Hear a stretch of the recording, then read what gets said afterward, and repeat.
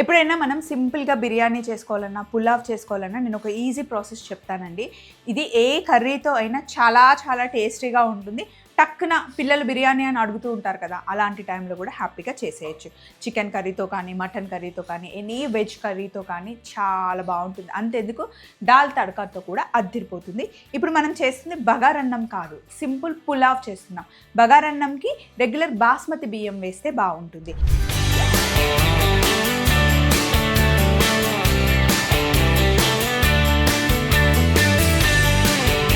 పులావ్‌కి చిట్టి ముత్యాలైనా లేదా బాస్మతి రైస్ అయినా బాగుంటుంది.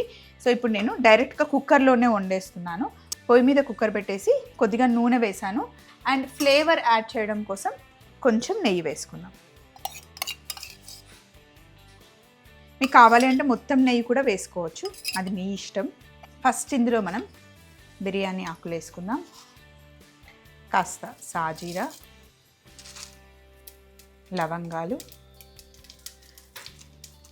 ఈ బండ పువ్వు వల్ల మంచి ఫ్లేవర్ వస్తుంది పులావ్కి.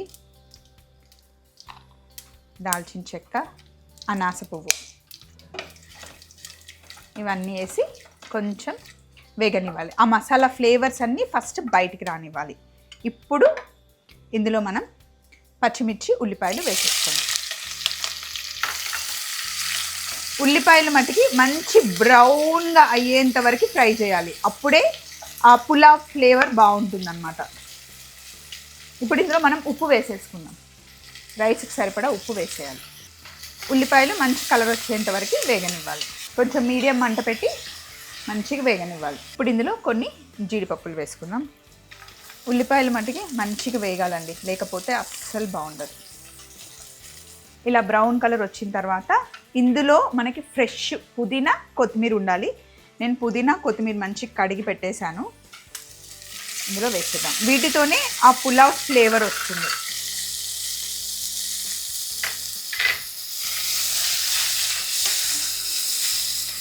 అలాగే కొద్దిగా అల్లం వెల్లుల్లి పేస్ట్.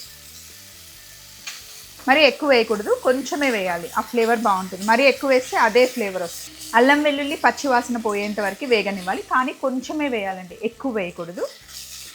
ఇందులో మనం వెజిటేబుల్స్ ఏం వేయం, బేసిక్గా సింపుల్ మసాలా రైస్ అన్నమాట. ఇప్పుడు మనం ఇందులో మంచి చిలకొట్టి పెట్టుకున్న పెరుగు 1 కప్పు వేసుకోవాలి. అలాగే ఇందులో షాహీ బిర్యానీ మసాలా, పులావ్ చేసినా బిర్యానీ చేసినా ఈ మసాలా చాలా బాగుంటుంది. ఎవరెస్ట్ అనే కాదు, మీకు ఏ కంపెనీ నచ్చితే అది తీసుకోండి. బాదుషా బాగుంటుంది. ఇదిగోండి, ఒక సగం స్పూన్ అంత వేస్తే ఆ ఫ్లేవర్ అసలు సూపర్ ఉంటుంది. మీరు ఏ బిర్యానీ, రొయ్యల బిర్యానీ చేసినా, వెజ్ బిర్యానీ చేసినా, ఇలా సింపుల్ పులావ్ చేసినా చాలా బాగుంటుంది. ఇంకా వేరే ఏం అవసరం లేదు. జస్ట్ ఇలా మిక్స్ చేసేసుకొని ఇప్పుడు ఇందులో ఈ కప్పుతో 1 గ్లాసు రైస్ కడిగి పెట్టుకున్నాను, బాస్మతి రైస్. సో ఇప్పుడు నేను 1.5 కప్పు నీళ్ళు వేసుకోవాలి. పెరుగు వేసినా సరే 1.5 కప్పే వేసుకుంటాను నేను, బాగా వస్తుంది. ఇప్పుడు మీరు వాటర్ టేస్ట్ చేస్తే ఉప్పు సరిపోయింది అంటే కనుక రైస్కి ఉప్పు కరెక్ట్గా సరిపోతుంది. వాటర్ టేస్ట్ చూసుకోండి, సరిపోకపోతే మళ్ళీ యాడ్ చేసుకోండి. ఇప్పుడు ఇందులో నానబెట్టుకున్న బాస్మతి బియ్యం వేసేయాలి. కానీ ఒక్కటి గుర్తుపెట్టుకోవాల్సింది ఏంటి అంటే, పులావ్ చేసినా, బిర్యానీ చేసినా, సింపుల్గా చేసినా, రిచ్గా చేసినా మనం బాస్మతి బియ్యం అయినా, చిట్టి ముత్యాలైనా మంచి క్వాలిటీ తీసుకోవాలి. రైస్ క్వాలిటీని బట్టే మనం చేసే బిర్యానీ అయినా, పులావ్ అయినా బాగా వస్తుందన్నమాట. ఇప్పుడు మూత పెట్టేసి 3 విజిల్స్ ఇస్తాను నేను కుక్కర్కి. మామూలుగా మీరు దమ్ లాగా కూడా పెట్టుకోవచ్చు. మూత పెట్టేసి విజిల్ పెట్టేసి మీడియం మంటలో 3 విజిల్స్, అంతే, అద్దిరిపోయే సింపుల్ పులావ్ రెడీ అవుతుంది. 3 విజిల్స్ వచ్చాయి, లోపల ప్రెషర్ కూడా పోయింది. స్టవ్ ఆఫ్ చేసేసాను. ఓపెన్ చేస్తున్నా. ఇలా వస్తుంది పులావ్.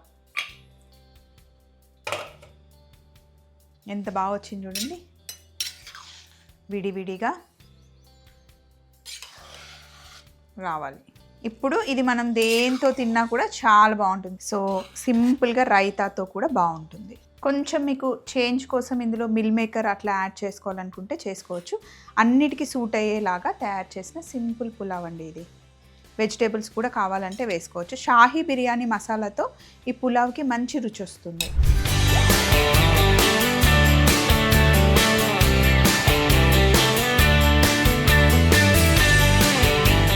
సో ఇలా సింపుల్గా పులావ్ తయారు చేసుకోండి, బాగుంటుంది. సో మంచి బిర్యానీ తిన్న ఫీల్ ఉంటుంది, ఆ టేస్ట్ కూడా మనకి నచ్చుతుంది. అండ్ విడివిడిగా రావాలి, రైస్ని మటుకి మంచిగా చూస్ చేసుకోండి. మళ్ళీ సింపుల్ రెసిపీతో కలుసుకుందాం. Take care, bye.